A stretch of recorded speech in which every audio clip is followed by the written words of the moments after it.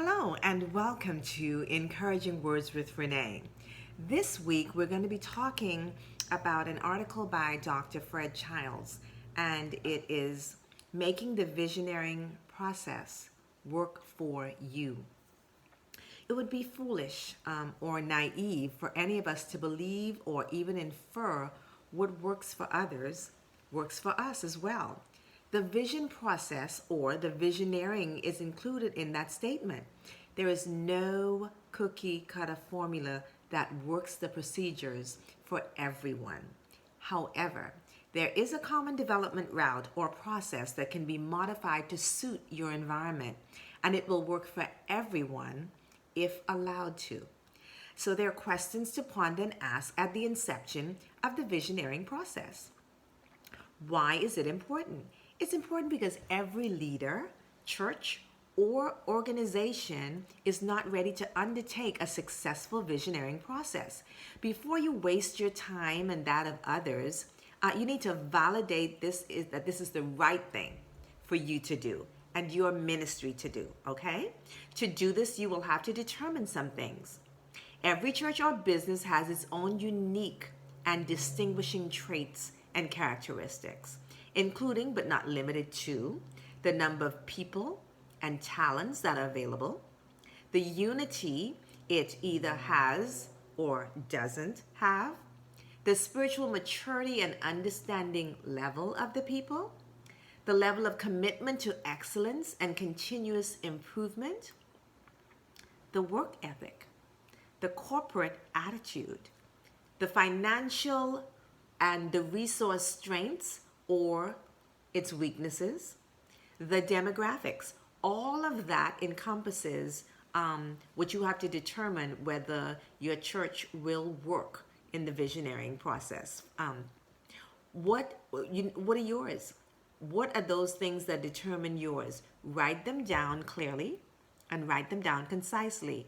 We've said several weeks back about making a list and crossing off that list as you go through each item that you have accomplished.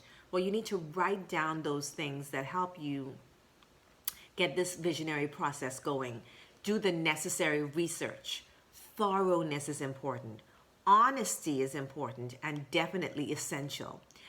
Next, of course, there are many other ingredients that must be considered as well, including but not limited to the connection between the leader and the people, the level of trust and confidence that the congregation have in their leadership, the size and the commitment to understanding of the teamwork.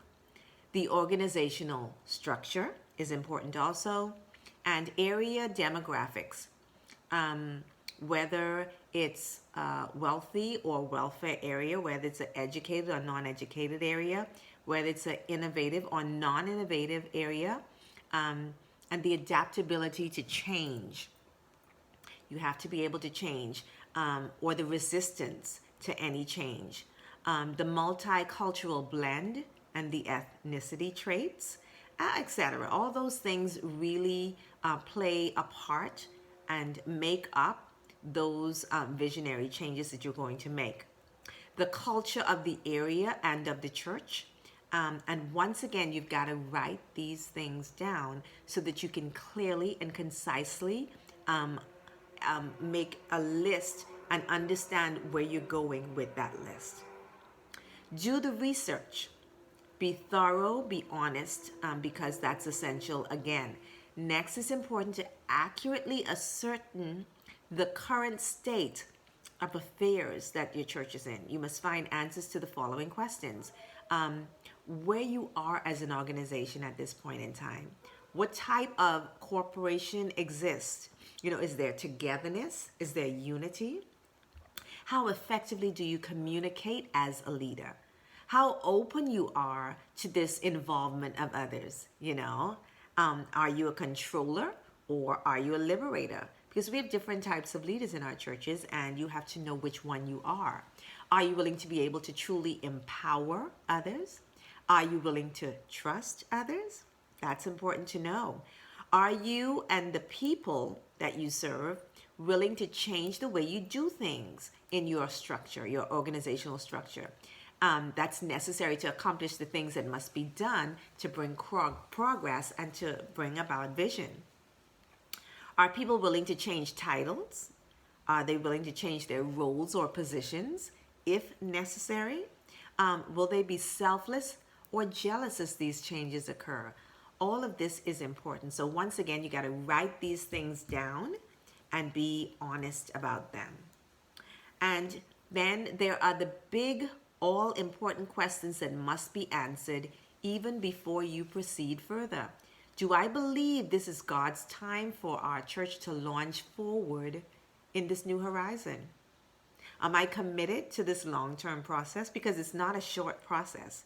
Vision is projecting into the future. It's a long-term goal. It's not a 1 week, 1 day, 1 hour, 1 minute process. No. So am I committed? Am I convinced that I must do this in order for the church or organization to reach a higher potential? Am I willing to face the adversity, knowing that people resist change, and we know that people will resist change? That's been a chorus sung in the church, I think. Resisting change. Is what we're doing working? Is it? Is it having effect? Can we reach our potential without changing? Because sometimes you can. And I think sometimes you need to make that a part of your decision making. Do we have to make all these changes in order for real change to happen in our church? You have to ask yourself that. Once again, write these down and be honest about your answers.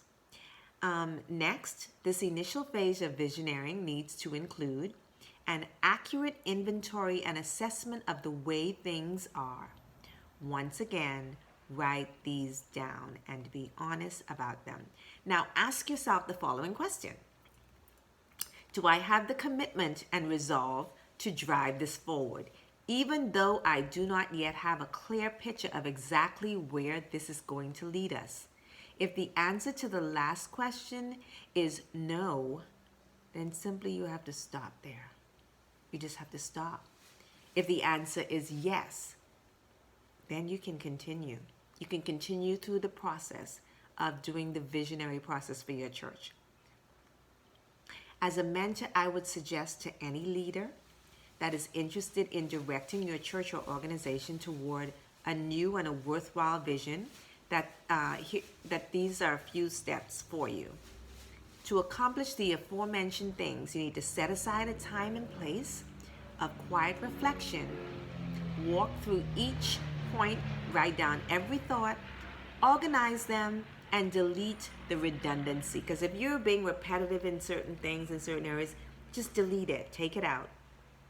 Set aside a time to do the same with your inner circle of leaders. Keep your personal notes confidential at this time. Allow them to walk through step 1 completely as you remain mostly silent, and then you walk through the other steps as you have input. So after you have compared, you finish comparing your notes with the other notes, combine them, and you come up with a critical evaluation of how you're going to do this process and what you're going to do. Okay? So if you want vision for your church, you need vision for your people, go through the steps of asking yourself, how do I get this started? What do I do? Do we really need to make change? Is change necessary for growth? How do we get from 300 members to 600 members?